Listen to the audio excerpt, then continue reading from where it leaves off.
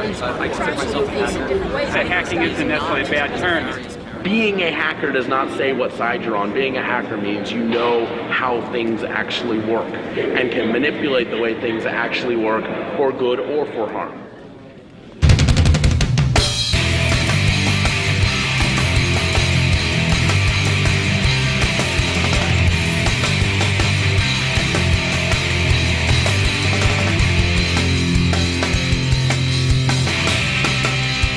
When you think of hackers, forget the criminal aspect of it. Yes, that exists, and yes, it's out there, but people in this community who call themselves hackers are incredibly talented people who are independent thinkers who come up with incredibly creative and innovative ways of solving problems that other people just don't think of solving in a certain way. You know, we are an incredibly creative bunch, we're an incredibly intuitive bunch. We latch onto technology and find new ways of using it, and have been doing this, you know, for 50 years.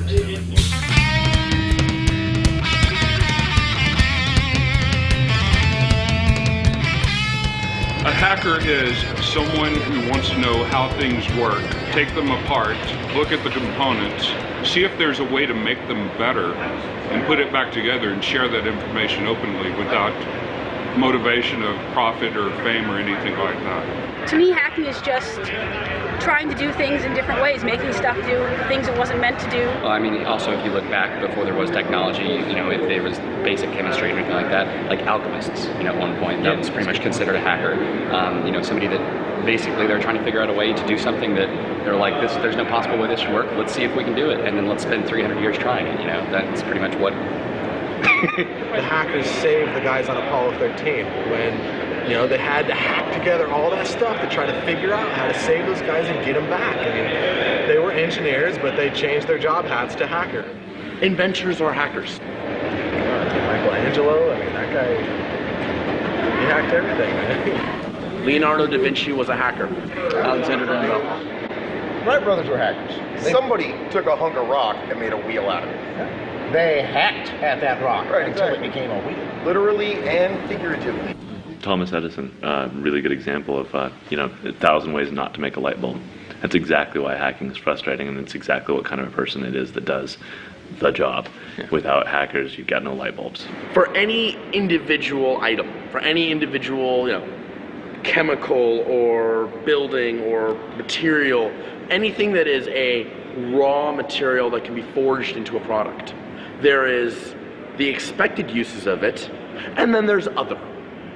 Most people look at the expected uses. They see a fork and they go, aha, this is an object that has one purpose, to eat food. And a hacker looks at the fork and says, aha, this is metal, it will conduct electricity. Aha, this has sharp points, it can make holes in clay for, you know, making a sculpture.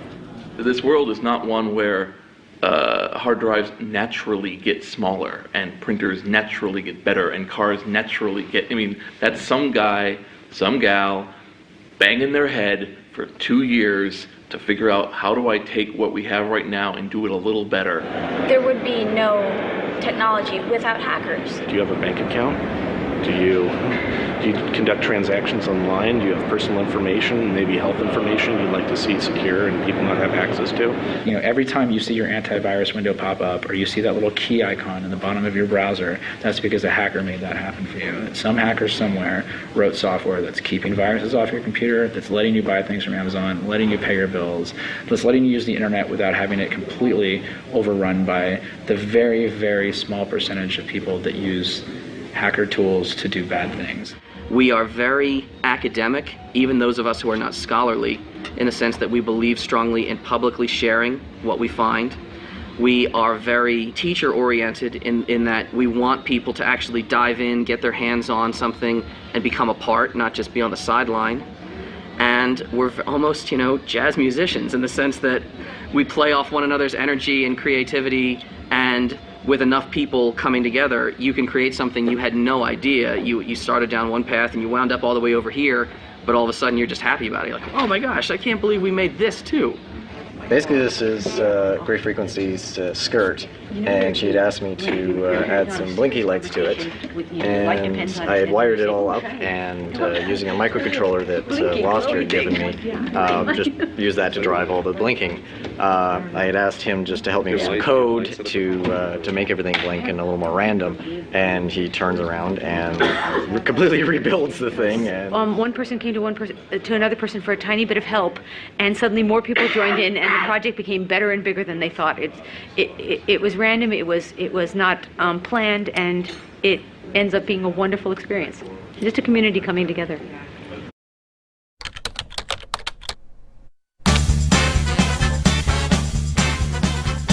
Would you say that the community is very diverse?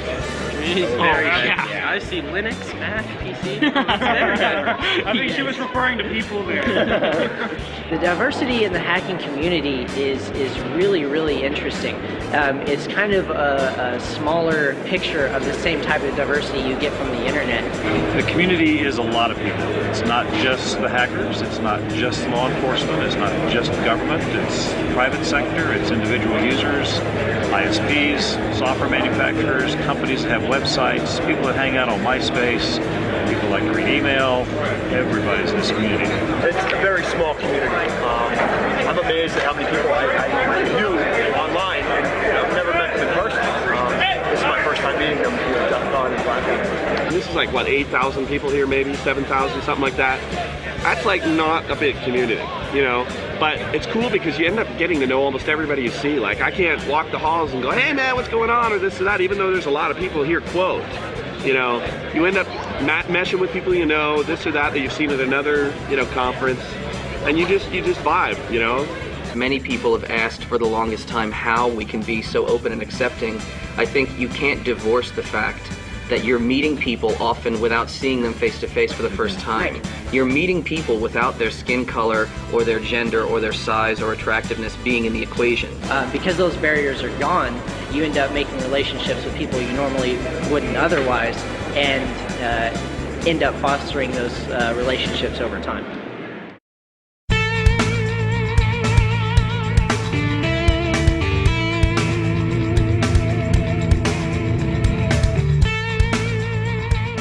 What made it cool originally was the obscurity of it. It used to be it was a very, very small, close-knit community, and it was people who were only interested in you know, learning and discovering all sorts of things about phone systems, computer systems, all that. At this point now, it's become very juvenile to an extent. What's happened with the hacking community is the same kind of thing that happened with Lollapalooza. As it grew, it got more publicized, it got more mainstream, and as it goes into the mainstream, it loses that essence of what made it unique, what made it cool. People complain that it's not like it used to be. It's not all in the underground. It's not all secret. And well, the people in the underground are still in the underground. They're there. If you want to work that hard and you really want to earn that kind of credential, then you want to be called that, then you can still do that. But what's going on in public, what's going on here and now, is something that wasn't even possible or realistic in the old days. It's changed a lot over the years. This community got going probably back in the 70s, even long before the internet was a popular term, and grew through the 80s as more people became connected through dial-up BBSs, and then as the internet came of age in the 90s, it really began to explode.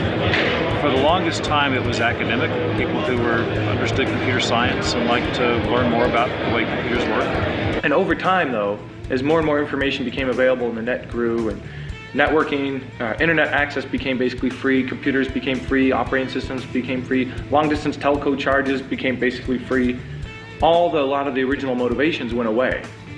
And as that happened, that changed the group dynamic. The culture was good, it was strong, it was good, and it's just different now. So now there's multi-tiers. There's a group of people who've been doing it for many, many years, and they're still interested in learning and discovering and just testing out the quality of systems.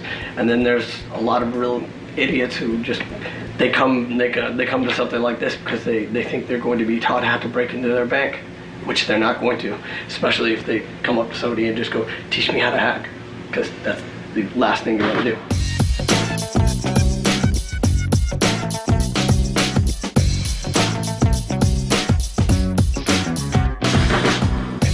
think now, a hacker is somebody that is talented with technology and passionate about it. Not just talented because they went to school and learned something, but talented because they, when they go to bed at night, they think about technology, or when they wake up in the morning, they think about technology, or technology makes them happy. And everything I do, eat, breathe. My wife swears I talk in numbers when I'm sleeping. Do I feel that's a lifestyle? Absolutely. Sure, it's a lifestyle. We live that, we breathe it. We'll die going that way. We'll be 80 trying to tell these youngins, you don't even know what a 2600 hertz is. I don't actually know if it's something that becomes a lifestyle for anyone. I think you either have that mentality in you, the idea of I want to see what's happening behind the curtain, and if you're not born with it, I can't imagine where you'd get it. It starts off with curiosity, wanting to know, can I do this? Could I do this differently? Could I do this better, more efficiently? But I also like spreading knowledge. I like looking at somebody's face and seeing the lights go on in their eyes, and they go, "Ooh, that's how it works." It's like, yeah, it's not black art, it's not magic. It's just turn this knob and hit that button. They go, "Oh, cool." And now they have a skill. It's sort of like teaching someone to fish instead of, giving them a cheeseburger. And I like teaching people how to fish. That's really cool.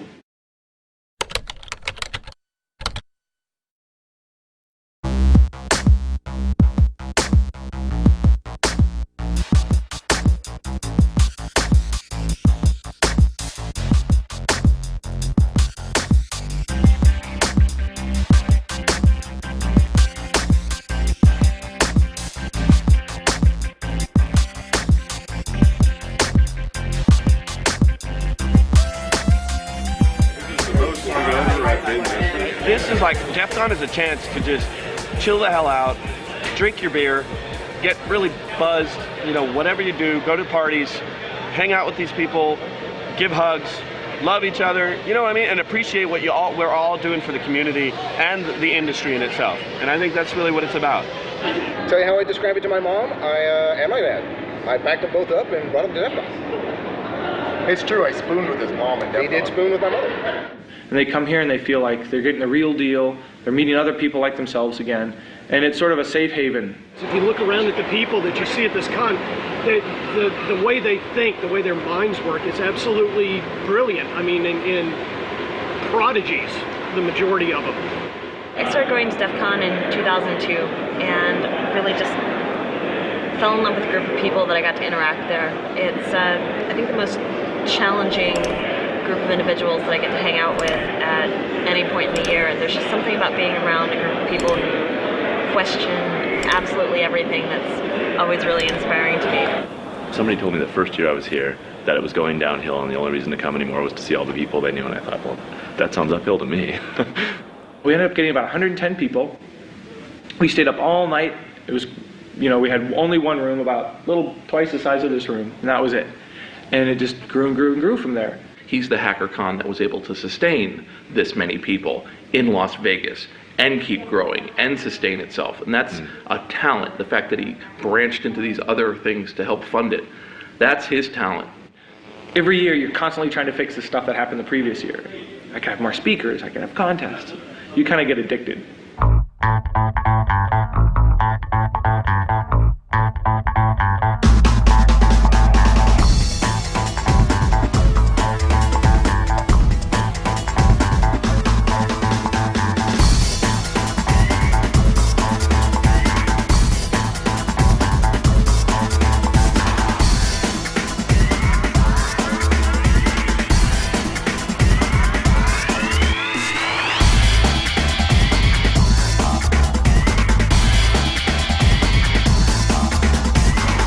I remember one of my first ons. I sit down at a random table, and there's some guy there. I go, "Oh, hi, I'm Dan." He goes, "Oh, hi, Dan. So what do you do?" And I, just tell him my actual, what my talk's about.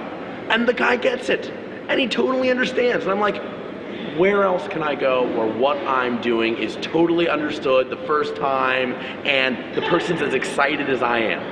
And that's just cool. I always, after conventions, I always get so activated and so full of ideas. Like, oh yeah, I can go out and I can do this new thing that I learned. I come home on a high that lasts me and I don't drink. But I am emotionally healed, psychologically healed, and it can get me through my real life for a while. Yeah, just that total sense of activation and sharing energies with different people. Yeah. Intellectual stimulation, as well as various other stimulation. It's porn and porn. It's just so intellectually stimulating, as Mouse said.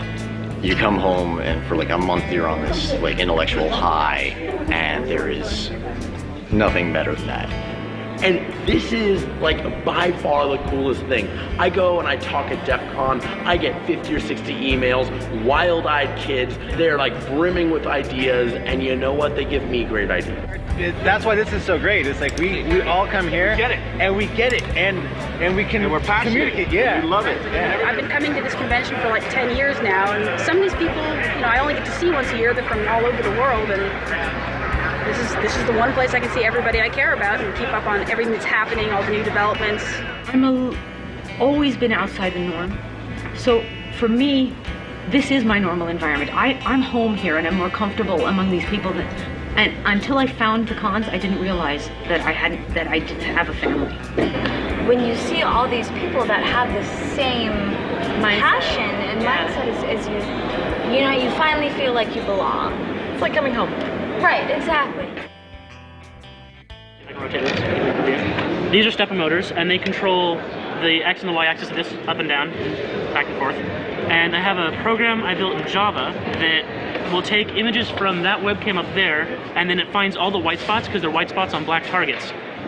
And then we'll translate that into angles that this can move, and then move and fire accordingly.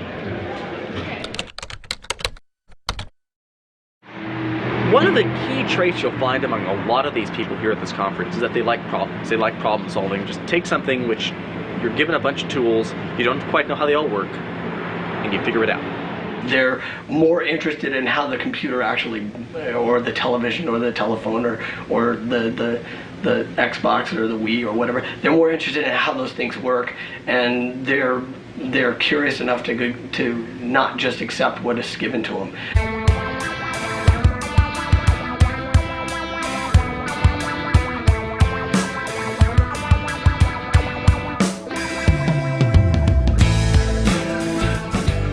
One of the things that we're really pushing right now is the Hackerspace Action Community, trying to get people in their local communities to get together with other people in their communities, some that they know, some that they might not know, and try to build an open public benefit hackerspace where they can all get all of their computers and all of their gear and their tools and things like that out of their basements, out of their rooms, put them all in a shared commercial space, set up a cooperative arrangement where they all agree to do a certain amount of work, they all agree to pay a certain amount of the rent.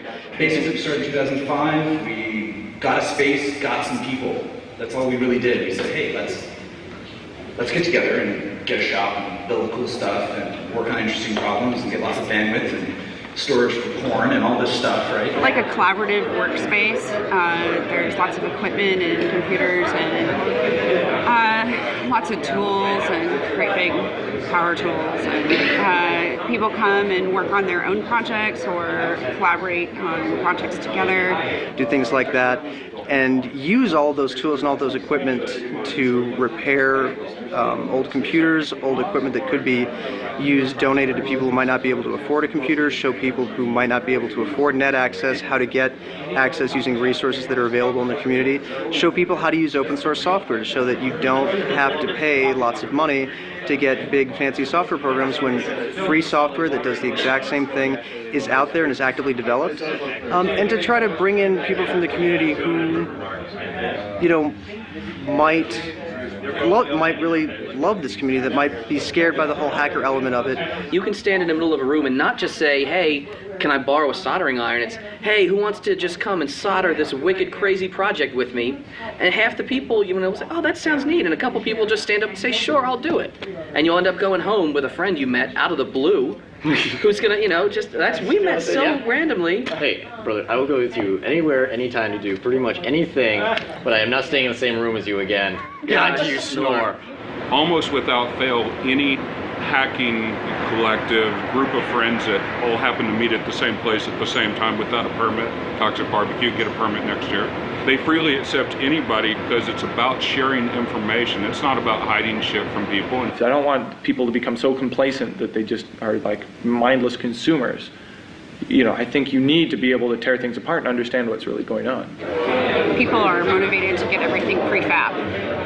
Not too many people make things on their own, and part of making things is learning how things work, whether that's software or auto, whatever.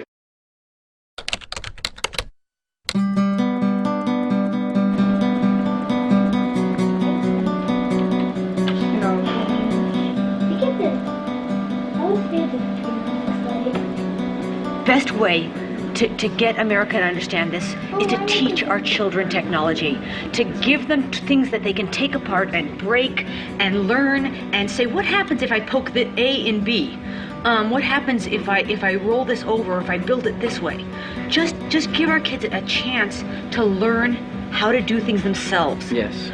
And don't punish inquisitiveness. Exactly. And I think parents actually, if their kids want to be a hacker, that they should just encourage them to experiment and play and definitely take things apart, see how they work, make them into new things. You've got to send them to, I don't know, science camp and, you know, encourage them to break things.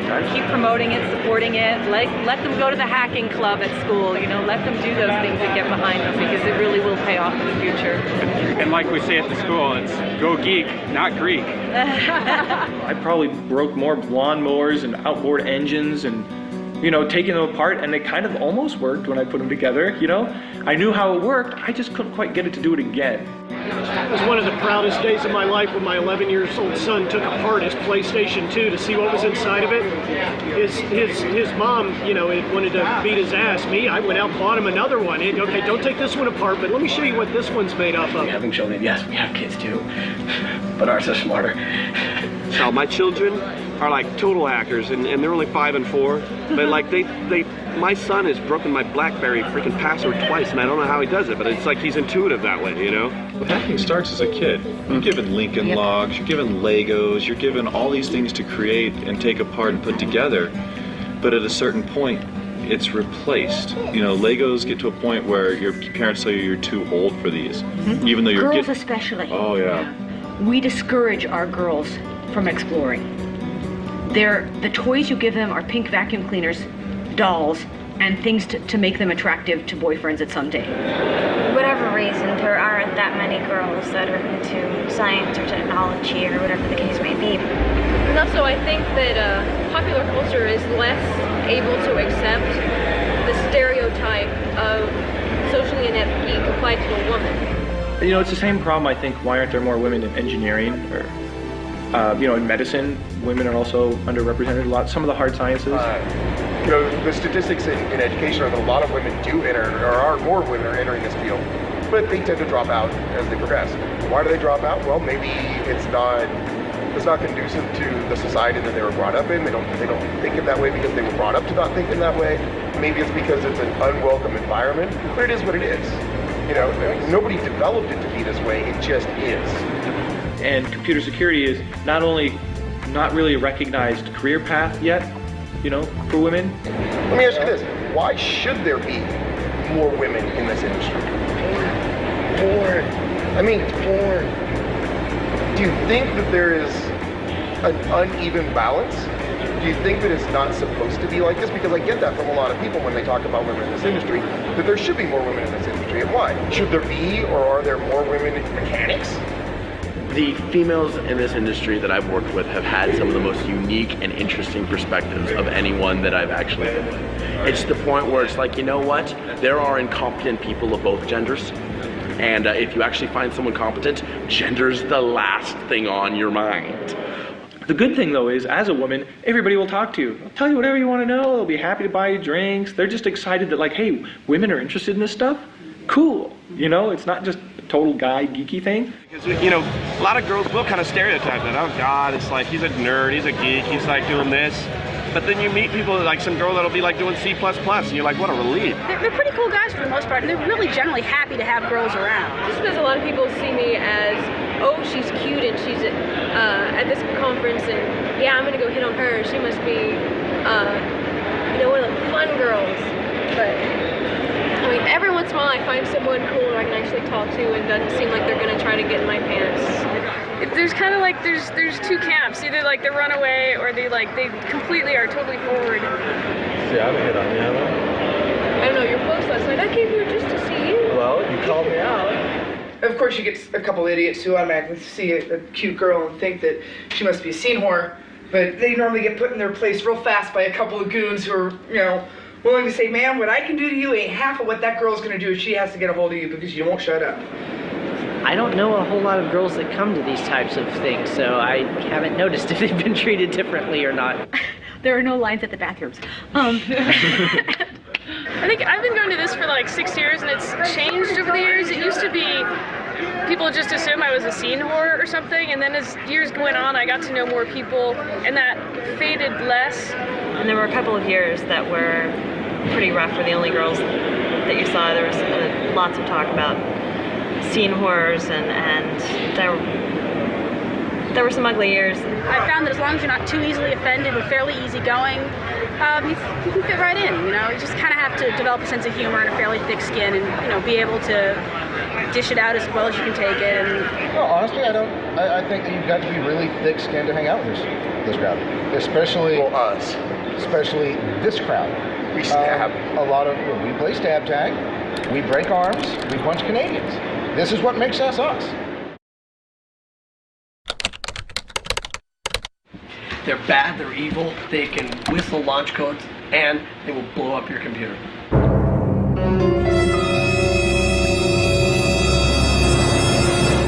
How does the media portray anything? It just portrays it by soundbite.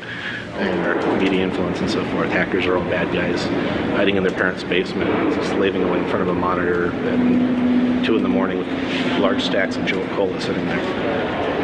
I don't think that it's the rule that we're all secluded in our dungeons, typing away frantically, you know, trying to take over the world. I mean, I am, but... The public opinion of the hacking community is that hackers are stealing their credit cards, that they're breaking into their personal files. They think they're spreading viruses and breaking things down and generally spreading chaos, and that's just not the case at all. Yeah, Hollywood portrays hackers in a bad light most of the time, and I think that's wrong, because most of the hackers that I know are damn good people who are just trying to break things to make them work better. People started using computers to commit crimes, and instead of just calling them a computer criminal, we decided, or the media decided, to appropriate the name hacker and apply it. We already had a meaning for the word hacker. It was a good thing. It was a compliment, you know? And no matter what we say, no matter what we do, you know, the average user or the average, you know, they're going to see it that way. That's what they see on TV, and they believe what they see on TV.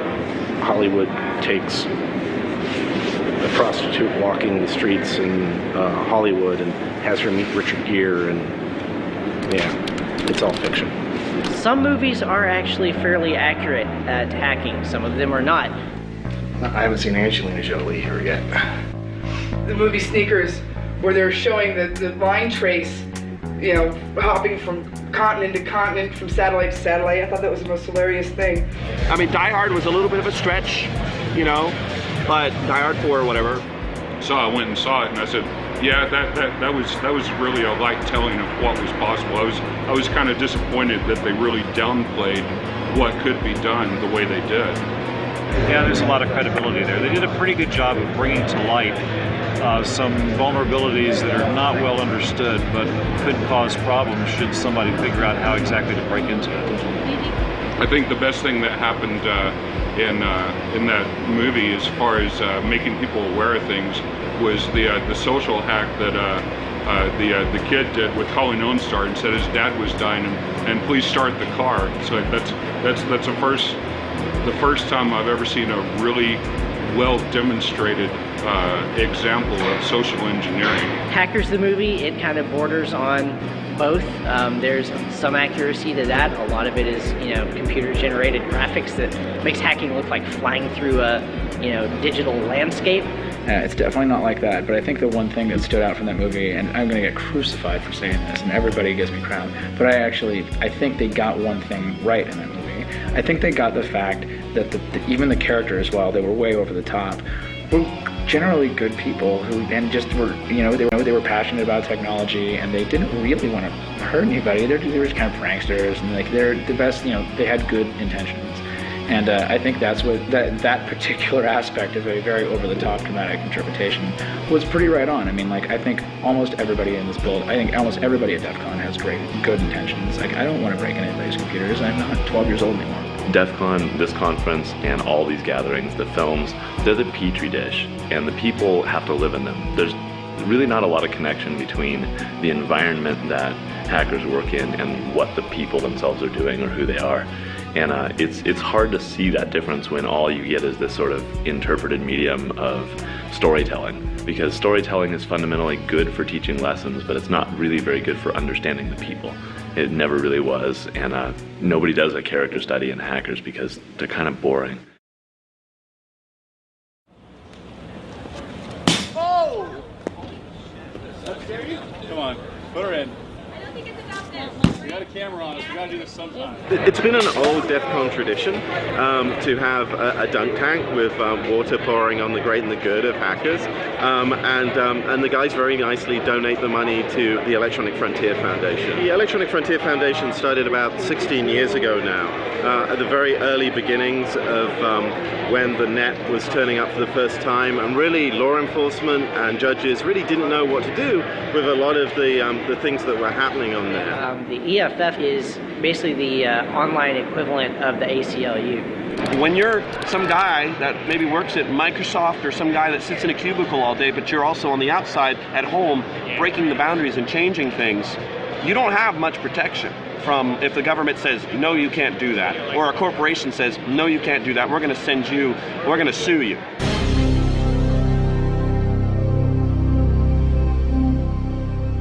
Yeah, the DMCA is kind of creepy because it prevents you from reverse engineering certain things. And as a security guy, that's all you do is try to figure out how things work. You take them apart. Now there's a provision, an acceptable safe harbor for reverse engineering, but it's never been tested. So it's never gone to court. Nobody knows what it really means. So 10 different people read it and have 10 different opinions. And since it's never been adjudicated, nobody really knows. So companies take a very narrow view if it's their product and threaten to sue you. Researchers take a very broad view and research stuff. And until we kind of get, a bright line of the law, it's kind of, the uncertainty scares people. The people on the Hill that actually make the laws, they're like 5 generations past me, and they don't understand technology. The people making the laws do not understand the technology behind it. Yeah, the people here that understand the technology, they're not law people. The people that understand the law don't know the technology. There's always going to be a disconnect there, and I think some of maybe the unfair prosecution that's occurred might be part of what contributes to this evil image out there. What we have what we have for like computer unauthorized access is a 2-page law called Title 18 USC 1030. And it's 2 pages and it's vague as hell. Because not a whole lot of laws exist. So it's basically, one day I could be doing something that, is completely within the lines. And because one company gets pissed off, all of a sudden it becomes illegal. When you push the envelope in any field, and that's what we do, they get uncomfortable and you're changing laws, okay? They essentially help open the eyes of the people who are unaware of their vulnerability. They find exploits, they write tools to break something, and then they go to the creators and tell them, look, here's what I did, here's how to fix it. And these guys come in and say, look, they say the emperor has no clothes. And sometimes they get shut down for that. A good example of this is electronic voting. A bunch of people took a look at electronic voting systems and said, these are full of flaws. These are worse than having, loose chats, right? These could be not only broken into by somebody trying to win an election, but they could be broken into remotely. They could be controlled with absolutely no trace. And the companies that are selling these e-voting machines are making absolutely no effort to fix that. That's where the hacker community comes in. They're addressing those. They're addressing where the industry as well as your government is falling short on protecting you in basically a digital age. One of the best things you can do to understand something is learn how it works and learn how to make it do things that it's not supposed to do. The first question that came to me, my mind, and for some of my friends is, aren't you going to create more bad guys by teaching hacking in college?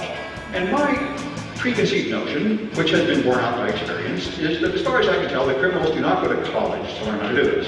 The criminals already know how to do this. You're sharing the information to the uninformed consumer so that they have the will of the mighty dollar to force the manufacturers who are profiting off of those substandard products to improve them and actually make you safe instead of just making you feel safe. We spend a lot of time talking about where the line is and looking at the line and saying, there's the line. We want to be on one side of it, not necessarily the other. And so we kind of bring some of that more holistic view of hacking is okay, but hacking for the wrong causes is not. I think people who come to this conference have probably no clue how afraid the academics are. They're so afraid that you are these evil supervillains going to destroy the world and they're going to corrupt the morals of our students. They do not understand that this is something that is exciting and happy, and these people are enjoying their life. They think of them as some twisted freaks that are trapped by some hideous emotional deformity to be unable to socialize. And so when you can look at somebody that has, you know, a hacker black t-shirt on, sunglasses, and, you know, a bunch of piercings and, you know, blue hair, and say that's crazy, that's not normal, that's, you know, that must be a bad guy. I haven't committed a crime in years, but I have freaky hair and black clothes. I do also have a daughter and a stable job and career and education. Pay your taxes. You probably drive the speed limit when you can. Most of the time, yeah. These are normal people. They might dress differently, they might look differently, they might drop an F-bomb a little more often than some other people or whatever, but they hang out together, they drink beer together, they're interested in things other than computers. They are not just, you know, geeks all the time. I want people to understand that geeks, hackers, whatever, they're everyday people. They're no different than anyone else. There's no magic, there's no, he hung up. Bastard. It's more like white blood cells. They're a little different than the rest of the blood, but they kind of a necessary function. It's the immune system for society. Any group that's passionate about something, I think, would be analogous. It's just in our case, it just happens to be computers. They're sort of like these like furry little helpless animals, and like you wanna be nice to them and like pet them and stuff. You don't want to like throw them in jail and be mean to them because yeah, they say offensive things and they've got lots of piercings, but in the end, I can see why they're doing what they're doing. And just accept people. Let people be who they want to be, and if it's not actually hurting you, ignore it. Have you noticed that nobody cares what you look like here?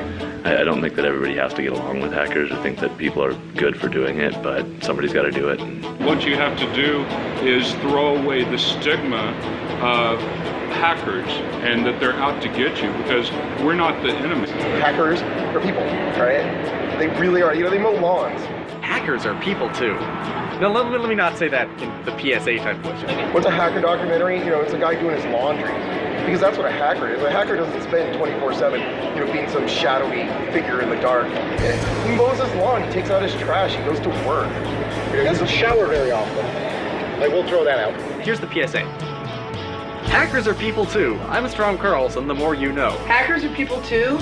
They're just people with an IQ that's like a good 20% higher than the average normal. So they get bored real easy. So they have a tendency to pull pranks and try to find ways to make life more interesting. And there's nothing wrong with that. I mean, there's nothing illegal about that. You know, hackers are people too. Just because we're smart and we push technology where it wasn't. Sorry, my bad. Hackers are people too? Well, certainly we're people. are they really? Yeah. Hackers are people too. We're good peeps, yo. Give a hacker a hug. Hug your hacker. Yeah, don't be scared. We're warm and fuzzy. We're good people. Just give us a hug.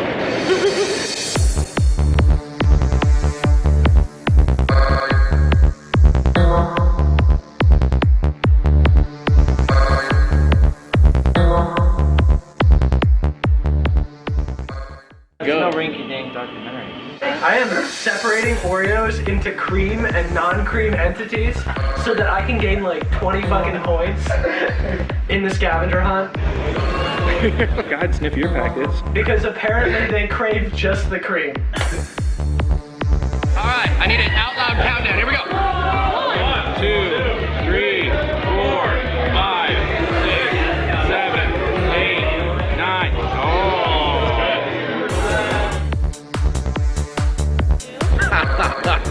The cab driver's like, what's going on over there? You know, I saw a guy with a I fuck sheep shirt on. What is that about? What's going on over there?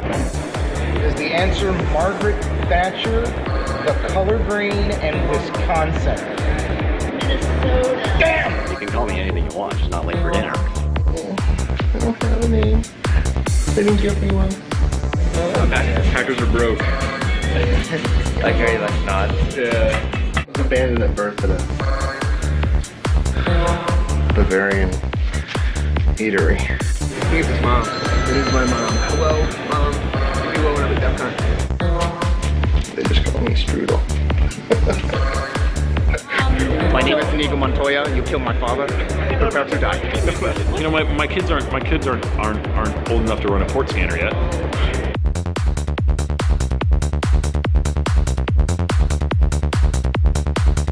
I am a bad hacker. Hey, does this have a John and Yoko Ono feel? What about more like in bed? Hey, you know, I didn't even think about that. It's our love in. Yeah, little hacker look. That's not Higher into the left, higher into the left. Oh, I'm a girl. I like to shop. I like shoes. I like, you know. Joke about religion. There are two kinds of technology. There's stuff that can kill you, and other.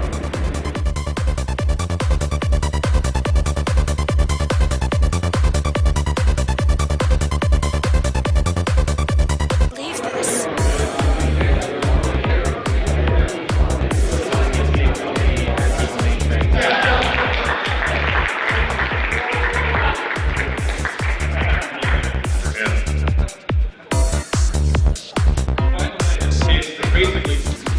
And somewhere around here, I have my trusty old paddle. The reality of it, when you go around a convention like this, it's just a bunch of sweaty nerds. So one of my neighbors gets locked out of her apartment, and I see her in the lobby. I'm like, oh, hi, what's going on? She's like, not much. I'm locked out. I'm waiting for, locksmith to come. And I'm like, oh, hang on. Let me go grab my lockpick. And she looks at me like I just grew horns. I'm like, no, it's okay. I'm a hacker. And she goes, oh, okay. What? Legal or illegal, it does not change what is right and what is wrong.